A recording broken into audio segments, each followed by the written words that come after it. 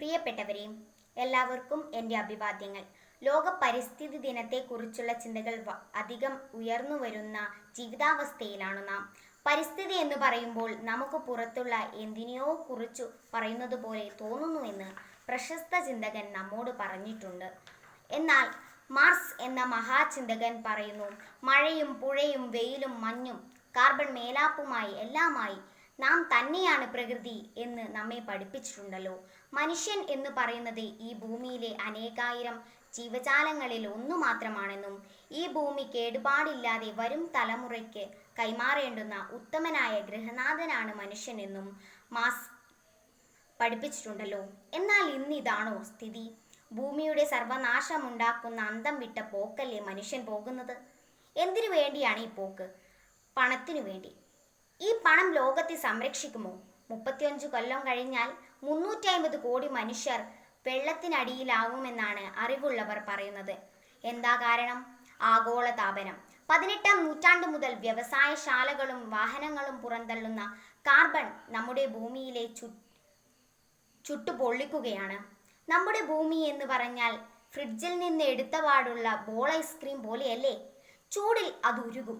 നമ്മുടെ ഭൂമിയിലെ മഞ്ഞുമലകൾ ഉരുകാൻ തുടങ്ങിയിരിക്കുന്നു. അപ്പോൾ കടൽ നിറയും, കരയെ വിഴുങ്ങും. അപ്പോൾ നമ്മൾ എങ്ങോട്ടാണ് പോകുന്നത്? മരണത്തിലേക്ക്. എന്താണ് ഇതിന് പ്രതിവിധി? അമിത സ്വത്തുണ്ടാക്കാനുള്ള ആർത്തി നാം കളയണം. കാടുകൾ സംരക്ഷിക്കണം. എല്ലാ ജീവജാലങ്ങളെയും സ്നേഹിക്കണം. ആമസോൺ കാടുകളിലെ തീ അണയണം. എല്ലാ ജീവികളുടെയും ഭാഷ പഠിക്കണം.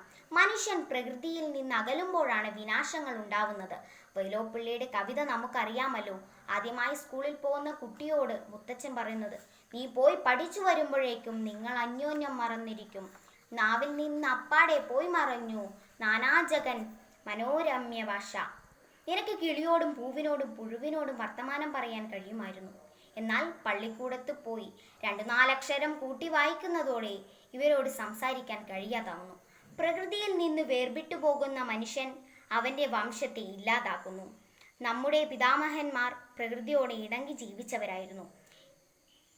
ഉത്സവങ്ങൾ, ആരാധനകൾ എല്ലാം അങ്ങനെയായിരുന്നു. കൊട്ടിയൂരിലെ വൈശാഖ മഹോത്സവം പ്രകൃതിയെ തകർക്കുന്നില്ല. വയനാട്ടിൽ ഉറുമ്പിനായി ഒരു അമ്പലമുണ്ട്, ഉറുമ്പച്ചൻ ക്ഷേത്രം. പെരുമ്പ പുഴയുടെ ദൈവമാണ് പെരുമ്പുഴയച്ചൻ. ഇങ്ങനെ എത്ര ഉദാഹരണങ്ങൾ! നമ്മുടെ വികസന ഭ്രാന്തും സമ്പത്തോടുള്ള ആർത്തിയും ഈ ഭൂമിയെ നശിപ്പിച്ചു കൊണ്ടിരിക്കുകയാണ്. കുറ്റിപ്പുറം പാലം എന്ന കവിതയുടെ ഇടശ്ശേരി പാടുന്നു, പച്ചത്തണലും കൊത്തിയെടുത്തിട്ടകലെ പാറും പക്ഷികളെ പട്ടയമാരും തന്നിയില്ലല്ലോ നിങ്ങൾക്കിവിടെ കുടി പാർക്കാൻ. ഞങ്ങൾ കുഞ്ഞുങ്ങൾ ഇവിടുന്ന് എങ്ങോട്ട് പാറാനാണ്?